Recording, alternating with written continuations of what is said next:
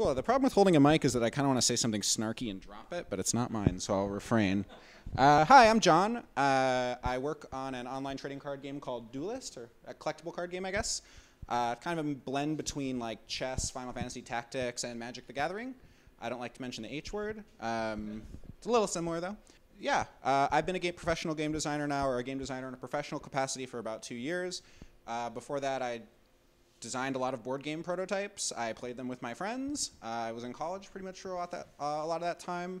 And yeah, so while I do work as a game designer in a professional capacity digitally, I do come and playtest a lot of physical games. And this talk is kind of just a manifestation of something I've noticed, not calling anyone out, of course, that new game designers or game designers who don't necessarily work on their games professionally yet, something I kind of often notice about their games is they don't actually think about their games as products. This is sort of quirky to me because working as a professional designer, you think about everything you do as working on a product. It's critical to the success of your game. We have a lot of different cards that players can play with in Duelyst, and among those cards, I could give you a product level description of who that card is targeted at, what kind of player would like that card, what kind of player is excited to play it, who wants to put it in their deck, like all these kinds of questions.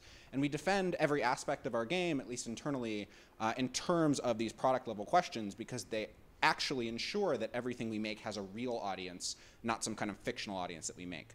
So this is kind of about taking something like an idea, like someone comes up to me and says, oh, I have this great idea for a game, it goes like this, but to me that's not really a game idea. A game idea has a product level understanding built into it. So yeah, let's do it. So product design, what is it? As a verb, it's used to create a new product to be sold by a business and its customers. It's a broad concept. It is essentially the efficient and effective generation, development of ideas, etc. You're probably thinking this. Pretty boring sounding. But why should you care about it? You're coming to you're bringing your game prototypes here to the maid, presumably, and you want feedback on these games. Why this early in the process, something that you possibly haven't even considered selling yet, should you actually be caring about product design? All these 3 games here are very different products. If you've ever played any of these games, or all of them, you know that none of them are even remotely similar to the next.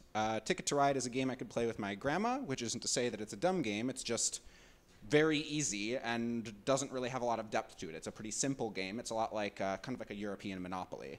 Terra Mystica is what's called a hard Euro game. These games have tons of mechanics. They're very complex. They take hours to learn and way longer than that to even remotely master. And Sushi Go is a game you can play in 15 minutes with literally children, but it's still very fun. All these games were designed with an audience in mind and ideas in mind that's going to help cater to individuals that might be interested in buying those games.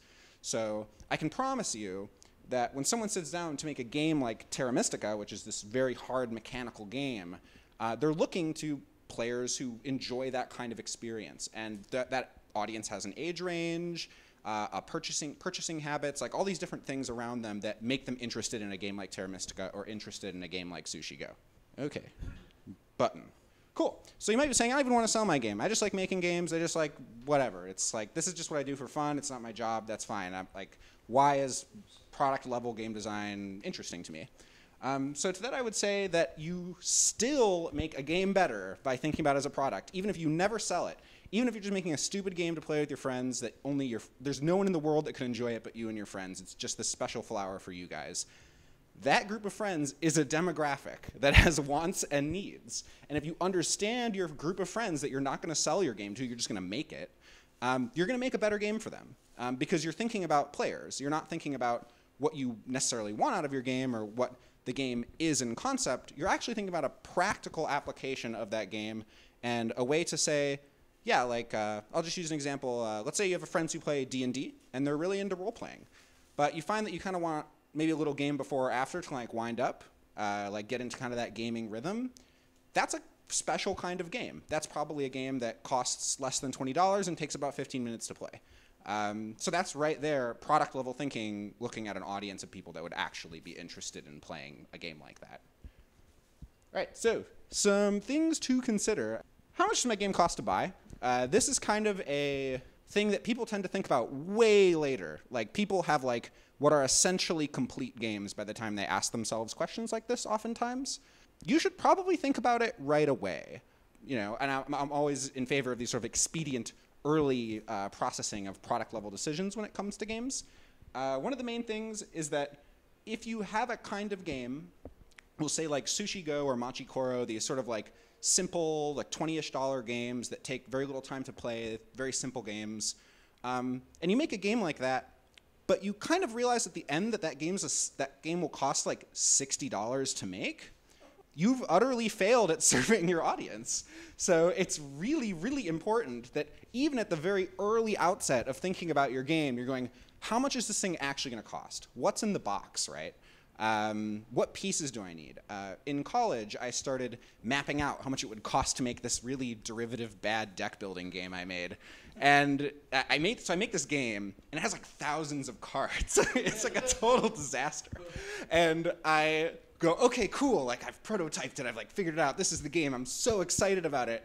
And I go on thegamecrafter.com, which is an awesome tool for like building game prototypes. And the game costs like $90 for them to make one of. And I was like, this game takes less than 20 minutes to play. No one would ever pay $90 for this. No one in this room would. No one I'm aware of would ever pay $90 for this game. My game was a $30 game at best with components of a $90 game.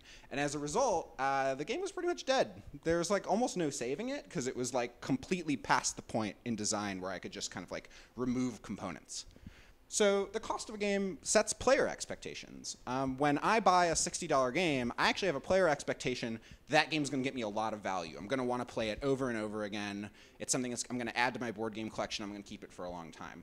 When I buy a $20 game or a $15 game, I'm thinking, what the heck? Like, this could be fun. And if it's bad, it's $15. It's not the end of the world. But if I buy a $60 game and it's like not that, it doesn't have that like longevity or it doesn't have something I want, I'm going to be way pissed. Like I'm going to be unhappy and I'm going to post an angry Board Game Geek review. Yeah, so that's important. Know that like if you're going to sell something, people are actually going to pay for it, and make sure that the expectation of what they're paying for is met. And I think that kind of like speaks for itself, but it's important even when you're early on thinking about your game, thinking about what is actually in the box of your game, that you're thinking about, would you pay $40 or $20 or $60 for the game, right? Does it meet your expectations as a consumer on a day-to-day basis? And that's something you can actually ask playtesters.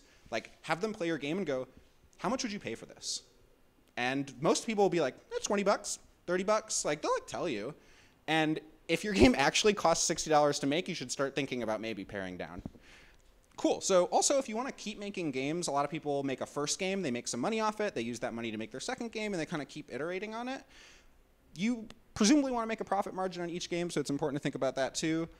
And even again, if this is a game you're just making for your friends, it still costs something to make. At least it costs time, plus if you want to do art for it or get it printed or anything like this. So it's important to kind of keep in mind the costs there.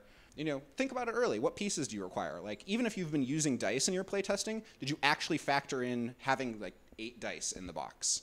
Because it's literally like an extra $1 or whatever per box that you're losing per one that you sell. So it's important to think about that even early on too. Cool. How long does it take to play? So most people have probably heard of Twilight Imperium. This game takes 12 hours to play. I've started over a dozen games of Twilight Imperium. I have never finished a game of Twilight Imperium. I regret deeply that all of my friends spent, I think this game is like $100 on a game that they've never managed to finish, which is a little bit unfortunate. Now, Twilight Imperium is actually an amazing game. It's very cool. If you have 5 very dedicated friends who will go in $100 on a game that you probably won't finish, it's probably the best one of that category. And frankly, Twilight Imperium has a demographic. I know people have finished games of Twilight Imperium. I'm just not the target demo for this game, and that's perfectly fine. Yeah, when you make a game, time your playtesting sessions. Take that seriously. If you have a very simple Machi Koro-esque game that takes an hour to play, that is very bad. You're going to have a lot of very bored players who are not interested in playing your game in the long term. So, understand what kind of game you have, right? Twilight Imperium is insanely complex. It takes as long to learn as it does to play. And that fits definitely a certain category of players. And by contrast, Ticket to Ride takes 2 hours to play and 15 minutes to learn. And that's like a great ratio, right? Ticket to Ride is probably the most successful board game of all time, and partly for that reason. And yeah, different games are for different occasions. So this is kind of like, how do you actually imagine people sitting down to play your game, right? When you think about, hey, someone bought my game, they took it home. When are they going to play it? Like, who are they going to play it with? Why are they going to play it with those people? You should be thinking about these things because really they influence basically every aspect of your game's design. They're like how complex the mechanics are add to learning time.